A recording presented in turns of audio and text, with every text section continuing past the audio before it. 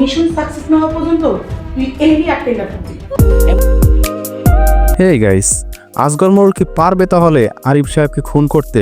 আর সোহাগ কি পারবে মোড়লদের সকল জমি দখল করতে? তো সেই বিষয়ে আজ জানতে পারবেন। সেজন্য আপনাকে অবশ্যই সম্পূর্ণ ভিডিওটি দেখতে হবে। আর আপনি যদি আমার চ্যানেলের নতুন দর্শক হয়ে থাকেন তাহলে অবশ্যই সম্পূর্ণ ভিডিওটি দেখবেন এবং ভিডিওটি থেকে লাইক দেওয়ার জন্য অনুরোধ জানিয়ে আজকের ভিডিও শুরু করতে। তো বন্ধুরা, মোড়ল বাড়িতে সকলেই অলরেডি জেনে গিয়েছেন যে সুরুজের আম্মা তিনি সকল খবরাখবর সোহাগদেরকে বলে দেয়। আর এ বিষয় নিয়ে মোড়ল বাড়িতে অনেকেই অনেক ঝামেলা পাকাচ্ছেন এবং সুরুজের আম্মাকে অনেকেই অনেক চাপের উপরে রাখতেছেন। ওদিকে সোহাগরা আরিফকে দিয়ে মোড়লদের উপরে বিভিন্ন ধরনের চাপ সৃষ্টি করতেছেন, অর্থাৎ মামলা দায়ের করেছেন থানাতে এবং মোড়লদের সকল ধরনের সকল জমি তিনি সোহাগের নামে করে নিয়েছেন। আর মোড়ল বাড়ির সকলেই ইতিমধ্যে জেনে ফেলেছেন যে তাদের পূর্বপুরুষেরা অর্থাৎ মোড়লদের দাদা তিনি আরিফের দাদাকে হত্যা করেছেন এবং তাদের 150 বিঘা জমি তাদের নামে লিখে নিয়ে তারাই এখন মোড়লগিরি করতেছেন।